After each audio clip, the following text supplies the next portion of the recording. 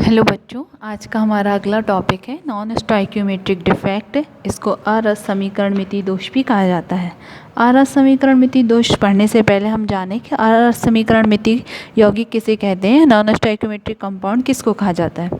तो ऐसे अनेक यौगिक होते हैं जिनमें धनायन और ऋणायन की संख्याओं का अनुपात वह नहीं होता है जो उस यौगिक के रासायनिक सूत्र द्वारा प्रदर्शित होता है। तो ऐसे यौगिकों को हम नॉन स्टोइकियोमेट्रिक कंपाउंड या नॉन स्टोइकियोमेट्रिक यौगिक कहते हैं। मतलब ऐसे अनेक कंपाउंड्स होते हैं जिनमें कैटायन एनायन का रेशियो वह नहीं होता है जो उसके केमिकल फार्मूला द्वारा शो किया जाता है। तो इस प्रकार के कंपाउंड्स को हम नॉन स्टोइकियोमेट्रिक कंपाउंड्स कहते हैं। ठीक है। और इस डिफेक्ट में कैटायन एनायन का रेशियो जो है वो डिस्टर्ब हो जाता है। मतलब यहाँ पर धनायन और ऋणायन का जो अनुपात है वह परिवर्तित हो जाता है। तो ये डिफेक्ट दो प्रकार का होता है। पहला होता है मेटल एक्सिस डिफेक्ट और दूसरा होता है मेटल डेफिशिएंसी डिफेक्ट। यहाँ हम पहले पढ़ेंगे metal axis defect. Metal axis defect जो है इसको हम बोलते हैं धातु आधिक्य दोष। धातु आधिक्य दोष ये दो कारणों से पाया जाता है। पहला कारण होता है anion vacancy, due to anion vacancy, और दूसरा मतलब इसी को हिंदी में बोलते हैं ऋणायन रिक्ति के कारण। और दूसरा कारण होता है अंतराकाशी स्थानों में अतिरिक्त धनायन, ये मैं आपको बाद में बताऊंगी, extra cation in interstitial sites. ठीक है। तो इसमें सबसे पहला पढ़ेंगे हम due to anion vacancy. Anion vacancy के कारण धातु आधिक्य दोष। ठीक है। इस दोष को समझने के लिए हम उदाहरण लेते हैं NaCl का।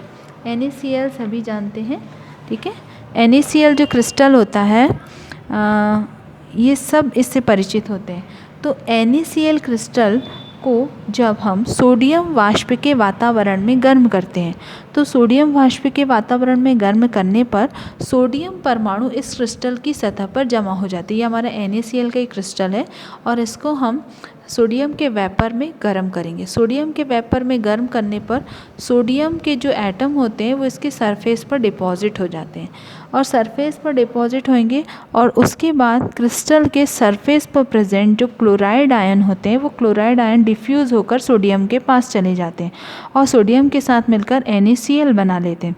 अब जाहिर सी बात है क्लोराइड आयन सोडियम के साथ डायरेक्ट कंबाइन नहीं होगा, इसके लिए सोडियम को एक इलेक्ट्रॉन लूज़ करना होता है और लूज़ करके ये Na+ आयन बनाता है। तो Na+ आयन और क्लोराइड माइनस आयन ये दोनों कंबाइन होकर के NaCl फॉर्म करते हैं और इसमें प्रेजेंट जो इलेक्ट्रॉन होता है वो डिफ्यूज़ होके जहाँ क्लोराइड आयन प्रेजेंट था वहाँ आकर ऑक्यूपाई हो जाता है। तो इस तरीके से एक एनायन वैकेंसी हो जाती है। मतलब यहाँ से एनायन चला गया तो एनायन या ऋणायन की रिक्ति हो गई यहाँ पर।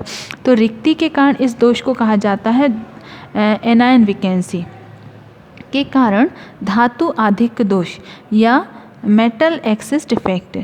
ऋणायन रिक्ति के कारण धातु आधिक्य दोष। अब इस दोष के कारण क्रिस्टल की जो स्टोइकियोमेट्री होती है वो परिवर्तित हो जाती है कि रस समीकरणमिति बदल गई। NaCl में यदि हम देखें Na और Cl का जो अनुपात था 6:6 था, परंतु दोष के बाद इसका अनुपात 6:5 बचा क्योंकि एक क्लोराइड आयन यहाँ से कम हो गया है। अब इसके कारण क्रिस्टल में क्या परिवर्तन होते ये देखेंगे। तो सबसे पहले इसके कारण क्रिस्टल की इलेक्ट्रिकल कंडक्टिविटी इंक्रीज़ हो जाती है क्योंकि फ्री इलेक्ट्रॉन है और जब भी किसी क्रिस्टल में फ्री इलेक्ट्रॉन पाए जाते हैं तो उसके कारण क्रिस्टल की इलेक्ट्रिकल कंडक्टिविटी बढ़ जाएगी, मतलब विद्युत चालकता बढ़ती है। दूसरा कारण है पैरामैग्नेटिक बिहेवियर बढ़ जाता है, इंक्रीज़ हो जाता है, अनुचुंबकीय गुण बढ़ जाता है। क्यों बढ़ जाएगा? क्योंकि यहाँ पर फ्री इलेक्ट्रॉन है वो भी अनपेयर्ड है, इस कारण से अनुचुंबकीय गुण बढ़ जाएगा, पैरामैग्नेटिक बिहेवियर इंक्रीज हो जाएगा। फिर इसके बाद अगला है विदाउट दिस डिफेक्ट। इस डिफेक्ट के बिना NaCl क्रिस्टल वाइट कलर का वाइट होता है, लेकिन इस डिफेक्ट के साथ जो NaCl है वो येलो होता है। ठीक है। और भी ऐसे क्रिस्टल हैं जिनमें डिफेक्ट पाया जाता है जैसे कि LiCl है, KCl है। LiCl इस डिफेक्ट के साथ पिंक कलर का होता है, KCl इस डिफेक्ट के साथ वॉयलेट कलर का होता है। अब ये कलर क्यों आ रहा है?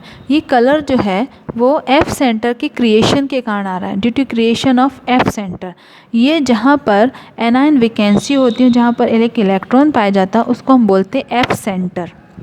इस F सेंटर के कारण से हमारा क्रिस्टल जो है वो कलर्ड दिखाई देता है। ठीक है। F जो है वो एक जर्मन वर्ड है जिसका मतलब होता है फॉर्वेंजेंटर। फॉर्वेंजेंटर मतलब रंग के लिए ये उत्तरदायी होता है।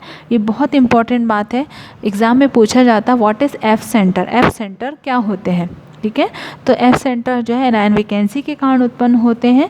जब कोई एनायन अपनी इंटरस्टिशियल साइड को अपने लैटिस पॉइंट को छोड़ करके क्रिस्टल से बाहर चला जाता है और उसकी जगह पर एक इलेक्ट्रॉन प्रेजेंट होता है, तो वो एफ सेंटर कहलाता है। और इसके कारण हमारे क्रिस्टल की डेंसिटी कम हो जाती, घनत्व कम हो जाए, क्योंकि एक क्लोराइड आयन यहाँ से जाएगा तो क्रिस्टल की डेंसिटी कम हो जाती है। तो ये था हमारा metal excess defect due to anion vacancy. हमारा अगला डिफेक्ट है metal excess defect due to interstitial cation. अतिरिक्त धनायनों की अंतराकाशी स्थलों पर उपस्थिति के कारण धातु आधिक्य दोष, ठीक है। ये दोष जो होता है जनरली उन क्रिस्टल्स में पाया जाता है जिनमें फ्रैंकल दोष पाए जाने की संभावना होती है, मतलब जिनमें फ्रैंकल डिफेक्ट पाया जाता है उनमें ये डिफेक्ट पाए जाने की संभावना अधिक होती है।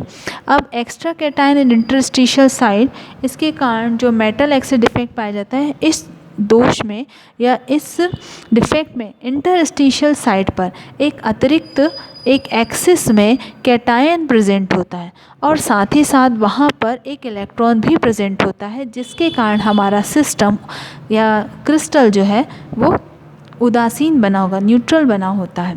मतलब यहाँ पर इस दोष में अंतराकाशी स्थान पर अतिरिक्त धनायन उपस्थित होता है और साथ ही साथ वहाँ पर एक इलेक्ट्रॉन भी पाया जाता है, जिसके कारण हमारा क्रिस्टल जो है वो उदासीन बना होता है। इसे हम पढ़ेंगे ZnO जिंक ऑक्साइड के उदाहरण में। Zinc oxide generally white colour का होता है। जिंक ऑक्साइड को जब हीट किया जाता है तो हीट करने पर ये Zn2+ आयन देता है और Zn2+ आयन और ऑक्सीजन देगा और साथ ही साथ 2 इलेक्ट्रॉन इसमें से ये बाहर निकाल देता है। अब ये जो Zn2+ आयन होते हैं ये क्रिस्टल में प्रेजेंट होते हैं इंटरस्टिशियल साइड पर। अब क्रिस्टल को इलेक्ट्रिकली न्यूट्रल रहना है, विद्युत का उदासीन रहना है, इस कारण से 2 इलेक्ट्रॉन भी इसके साथ उपस्थित होते हैं। अब यहाँ पर हम देख रहे हैं कि इंटरस्टिशियल साइड पर यानी अंतराकाशी स्थानों पर अतिरिक्त धनायन उपस्थित हैं। तो अतिरिक्त धनायन उपस्थित होने के कारण से यहाँ धातु का आधिक्य हो गया है, तो इसलिए इसे कहते हैं धातु आधिक्य दोष, ठीक है। अब यहाँ पर यदि स्टोइकियोमेट्रिक देखी जाए तो ZnO जिंक ऑक्साइड की यदि हम स्टोइकियोमेट्री देखें तो जिंक और ऑक्सीजन का अनुपात 6:6 है, परंतु जब ये डिफेक्ट किसी क्रिस्टल में पाया जाता है तो जिंक और ऑक्सीजन का अनुपात यहाँ 6:5 हो गया और इसके कारण क्रिस्टल में क्या परिवर्तन होते हैं, फ्री इलेक्ट्रॉन की वजह से क्रिस्टल जो है इलेक्ट्रिकल कंडक्टिविटी बढ़ जाती है और साथ ही साथ पैरामैग्नेटिक बिहेवियर इंक्रीज हो जाता है और यहाँ पर इन फ्री इलेक्ट्रॉन्स की वजह से हमारा क्रिस्टल कलर्ड हो जाता है। तो जिंक ऑक्साइड होता है ये वाइट होता है विदाउट दिस डिफेक्ट और इस डिफेक्ट के साथ ये जो क्रिस्टल है वो येलो कलर का दिखाई देता है। अब हमारा अगला डिफेक्ट है metal deficiency defect. Metal deficiency defect जो है ये भी 2 प्रकार का होता है या 2 कारणों से पाया जाता है। पहला होता है ड्यू टू कैटायन वैकेंसी और दूसरा होता है due to anion vacancy due to interstitial anion, due to interstitial anion. लेकिन हमको यहाँ पर क्योंकि हम ये NCERT बुक से ही पूरा कोर्स सिलेबस हमने इसको लिया है, तो NCERT बुक में metal deficiency defect due to interstitial anion नहीं दिया है, इसलिए हम सिर्फ यहाँ पर पढ़ेंगे metal deficiency defect due to cation vacancy, ठीक है। सिर्फ उसके लिए पढ़ेंगे हम यहाँ पर। तो सबसे पहले तो मेटल डेफिशिएंसी डिफेक्ट मिलेगा कहाँ पर, तो ये डिफेक्ट हमको वहाँ मिलता है जहाँ मेटल आयन या मेटल वेरिएबल वैलेंसी शो करता है, जो हमारा धातु है वो परिवर्ती संयोजकता प्रदर्शित करेगा, वहाँ पर ये मिलता है। इसका उदाहरण है FeO। FeO जो है अधिकतर Fe0.95 O के संगठन में पाया जाता है। अब यहाँ पर हम ये क्रिस्टल देख रहे हैं, ये हमारा FeO का क्रिस्टल है। FeO से हम देखेंगे यहाँ पर कि मेटल वेरिएबल वैलेंसी शो करता है, तो हमारा जो आयरन होता है वो Fe2+ के स्टेट में भी पाया जाता है और Fe3+ के स्टेट में भी ये हमको पाया जाता है।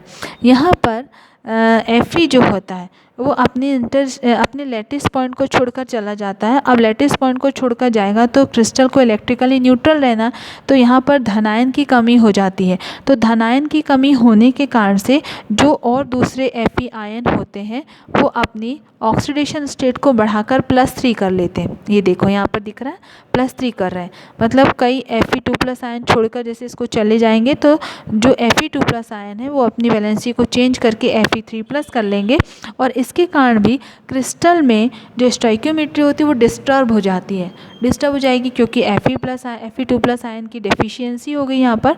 तो ये होता है मेटल डेफिशिएंसी।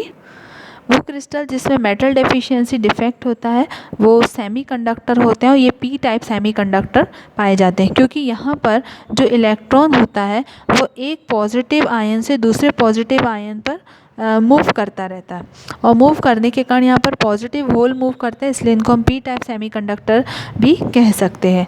अब है हमारा अगला दोष अशुद्धता दोष। ठीक है, अशुद्धता दोष मतलब जब हम अपनी क्रिस्टल में किसी दूसरे क्रिस्टल को किसी दूसरे ठोस को थोड़ी बहुत मात्रा में मिला देते हैं तो इसे हम बोलते हैं अशुद्धता दोष। इस दोष को हम सेमीकंडक्टर्स में डिटेल में पढ़ेंगे।